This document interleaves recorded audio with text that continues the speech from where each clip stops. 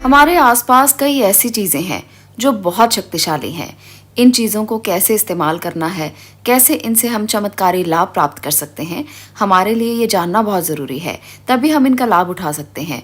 आज मैं ऐसे ही एक जादुई वस्तु की आपसे बात करने वाली हूँ, जो अगर आप इस्तेमाल करेंगे तो आपको इसका लाभ बहुत ज़्यादा होने वाला है। और ये इतना फ़ायदेमंद है कि आपको इसके चमत्कार देखने को मिल जाएंगे। ये चीज़ तंत्रोक्त है। हम सब लोग जानते हैं कि पेड़ पौधों का हमारे जीवन में क्या महत्व है। पेड़ पौधे हमें ऑक्सीजन देते हैं, पेड़ पौधों से प्राकृतिक संतुलन बना रहता है।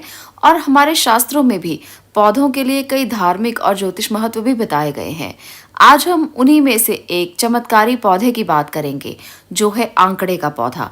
आंकड़े का पौधा एक तंत्र शास्त्र की सबसे महत्वपूर्ण वस्तु मानी जाती है। आंकड़े के पौधे से कई तंत्र विधियां की जाती हैं। आंकड़े का पौधा एक चमत्कारी पौधा माना गया है, क्योंकि इसमें चमत्कारिक शक्तियां मौजूद होती हैं।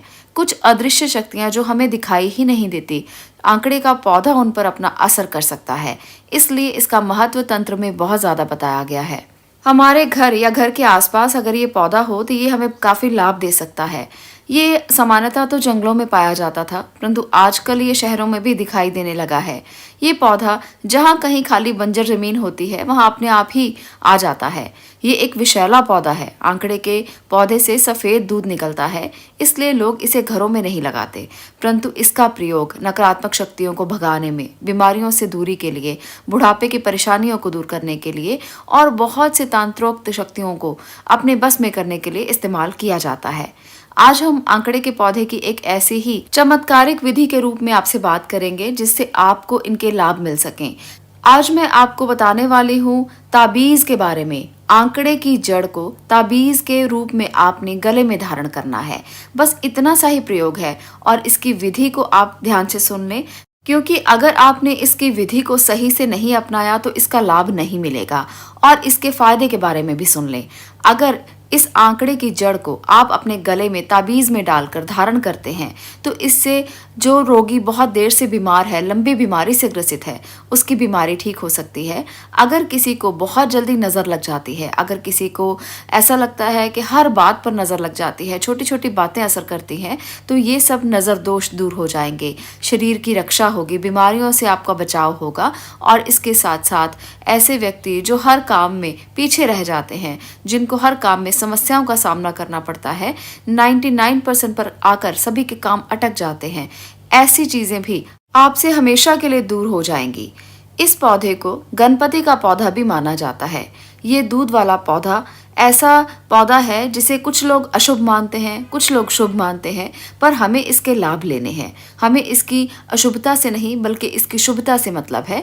अशुभता इसलिए मानी जाती है क्योंकि ये पौधा विषाला माना जाता है, परंतु जिस तरह से चतुर वैद्याचार्य इसका प्रयोग किया करते थे जटिल रोगों को दूर करने के लिए, उसी प्रकार से हमें भी बस थोड़े से इस पौधे का इस्तेमाल करना है ताकि आपको इसके लाभ ही लाभ मिले, इसका विषैला असर आप पर बिल्कुल भी ना हो। आपने क्या करना है, अब आप विधि के बारे में सुन लें। आप सफ़ेद आक के पौधे को ढूंढें, जो आपके घर के आसपास कहीं भी आपको मिल जाएगा। आप उसे ढूंढकर उसके पास चले जाएं और आप वहां पर जाकर एक माला ओम गण गणपते नमः या ओम वक्रतुंडाय नमः, इसका पाठ आपने करना है। एक माला पाठ आप करें और आप सफ़ेद आग के पौधे को इस प्रकार से आमंत्रित करें कि कल मैं आपको लेने आऊँगा या लेने आऊँगी। आप मेरे साथ मेरे घर चलें और मेरी दुविधाओं को दूर करें, मेरे दुखों को दूर करें। इस प्रकार से आपने प्रार्थना करना है और आँख के पौधे की जड़ को आपने लेकर आना है।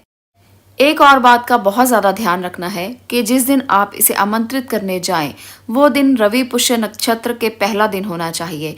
यानी कि जो भी रवि पुष्य नक्षत्र का दिन है, उससे पहले के दिन आप आमंत्रित करें और रवि पुष्य नक्षत्र के दिन आप इसे तोड़कर ले आएं, यानी कि जड़ को निकाल कर ले आएं। परंतु जड़ इस तरह से निकालें कि इस पूरा पौधा नष्ट ना हो, और थोड़ी सी जड़ बस आपने लेकर आनी है और आकर आप इसे घर में रवि पुष्य नक्षत्र के दिन अपने मंदिर में रखकर इसकी पूजा करें, धूप बत्ती करें और मंत्र जाप आप घर पर आकर भी कर सकते हैं। उसके बाद आपने इसे चांदी के एक ताबीज़ ले लें चांदी का, और उसमें भर लें। आप इस जड़ को चांदी के ताबीज में डालकर अपने गले में धारण कर लें। बस इतना सा कार्य आपने करना है और हर बुधवार को इसे उतार कर ओम गण गणपते नमः का आप एक माला जप अवश्य करें। श्वेताग की जड़ को गोरोचन और गोघृत से भी तिलक लगाकर अभिमंत्रित किया जाता है, तो इससे फल की प्राप्ति बहुत जल्द होती है।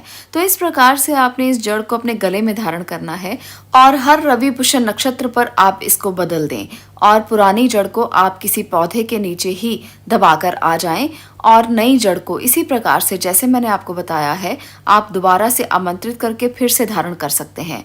तो ये उपाय बहुत ही सिद्ध उपाय है, तांत्रोक्त उपाय है। इसका जो लोग भी प्रयोग करते हैं उनके जीवन में समस्याओं का अंत हो जाता है और उनको किसी प्रकार की नज़र नहीं लगती, धन आने की सारी दिक्कतें खत्म हो जाती हैं। कोई भी परेशानी है, आपकी परेशानी धीरे धीरे वो दूर हो जाती है। तो इतना चमत्कारी है ये उपाय, इतनी चमत्कारी शक्तियाँ हैं इसमें। आप भी इसे आजमा कर देख सकते हैं। आज के लिए इतना ही। अगर आपको ये वीडियो पसंद आई हो तो इसे लाइक अवश्य कर दें, शेयर करें और चैनल को सब्सक्राइब करें।